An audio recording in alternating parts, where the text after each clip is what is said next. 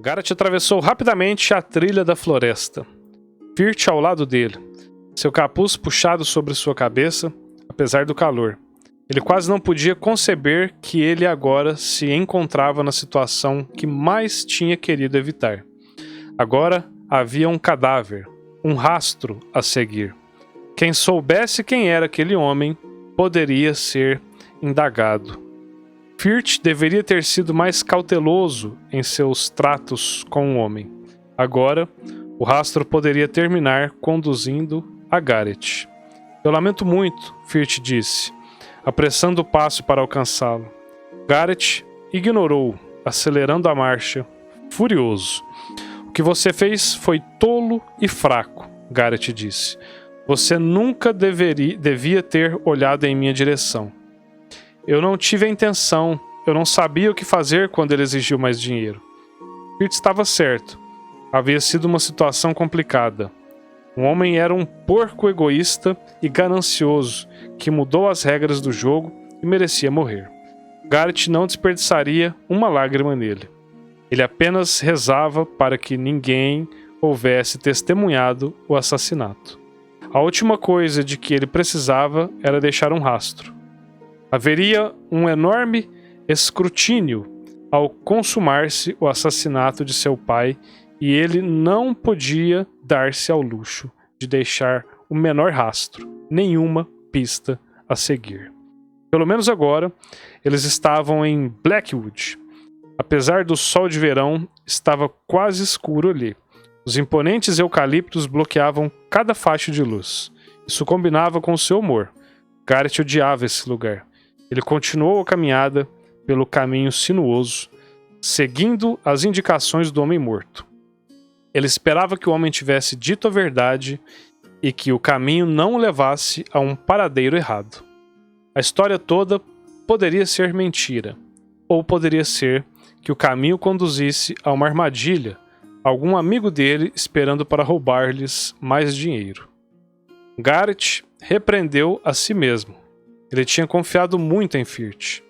Ele devia ter lidado com tudo isso sozinho, como ele sempre fazia. Pelo seu bem, espero que este seja o caminho que leva à casa da bruxa e que ela tenha o veneno, Garrett disse sarcasticamente. Eles continuaram percorrendo cada trilha, até que chegaram em uma bifurcação, tal como o homem havia dito.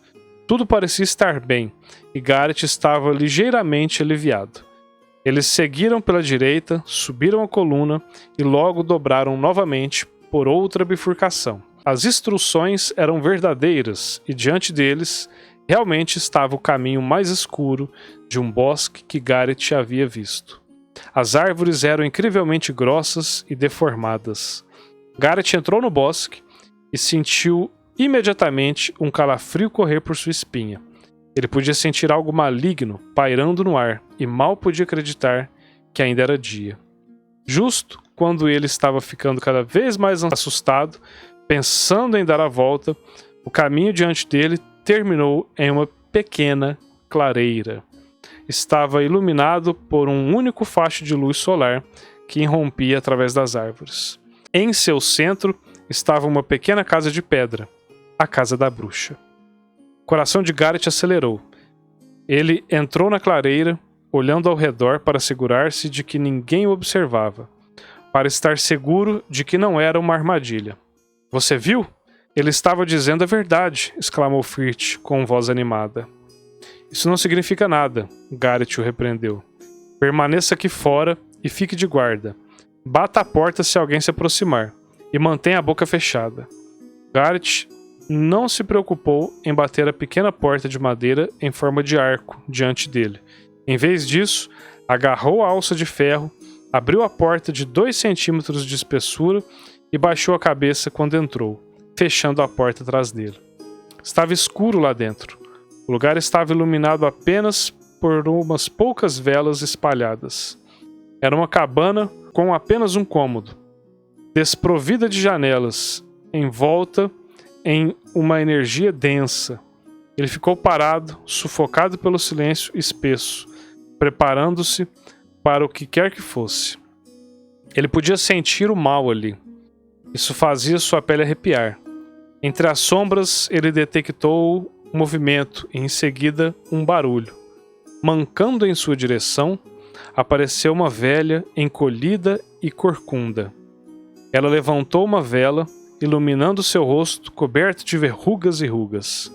Ela parecia muito velha, mais velha do que as árvores retorcidas que cobriam sua cabana. Você usa um capuz, mesmo na escuridão, ela disse, exibindo um sorriso sinistro. Falou novamente com sua voz de taquara rachada. Sua missão não é inocente. Eu vim buscar um frasco, Garrett disse rapidamente, tentando soar corajoso e confiante. Porém, ouvindo tremor em sua voz. Raiz de Sheldrak. Disseram-me que a senhora tinha. Houve um longo silêncio, seguido por uma gargalhada horrível que ecoou pela pequena sala.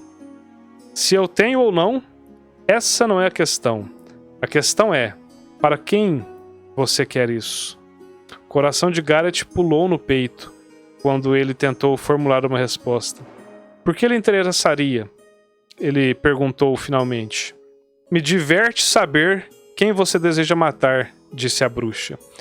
Isso não é de sua conta. Eu trouxe o dinheiro para pagar-lhe por ele.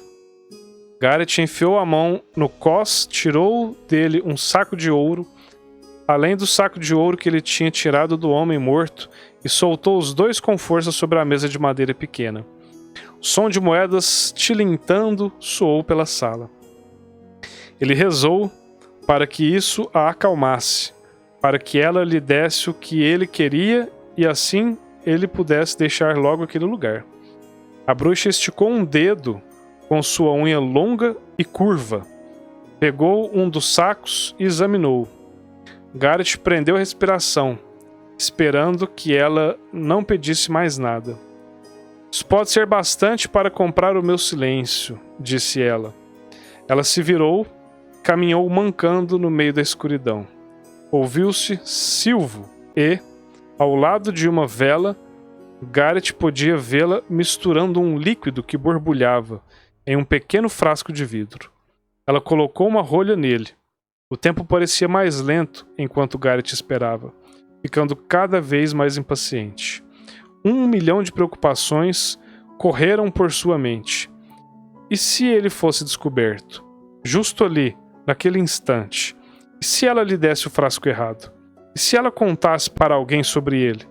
Será que ela o havia reconhecido?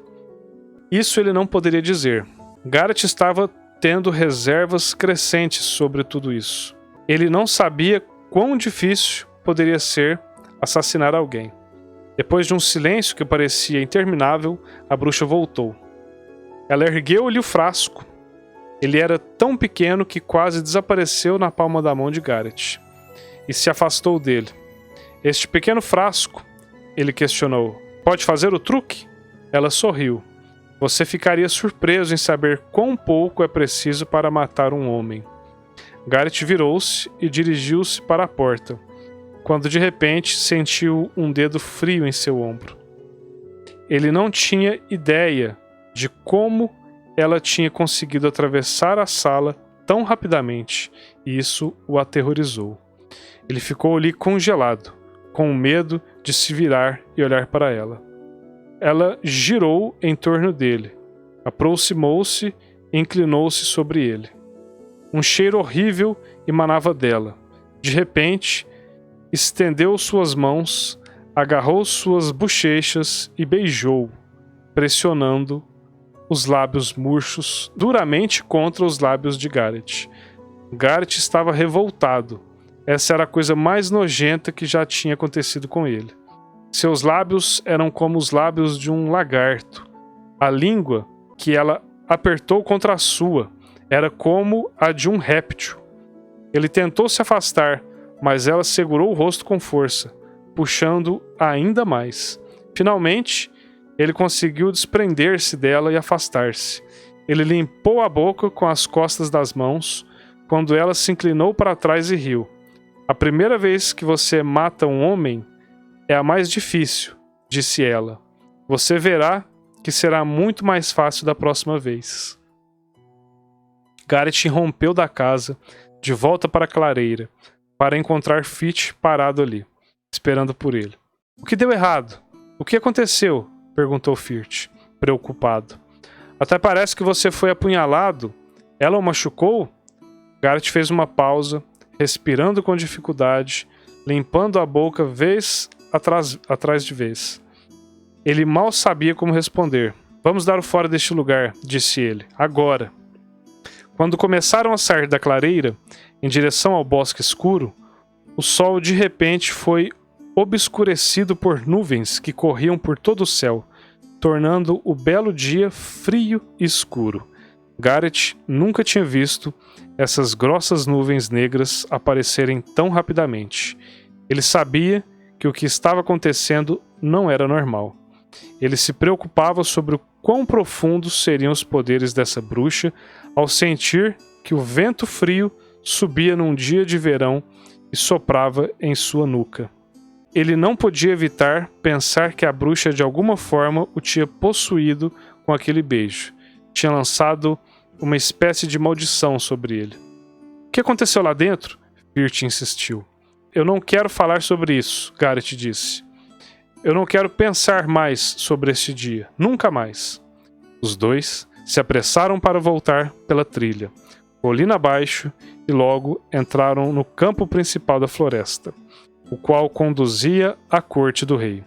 Justo quando Garrett estava começando a se sentir mais aliviado, preparando-se para enterrar todo o episódio no fundo de sua mente, ele ouviu, de repente, um ruído de botas.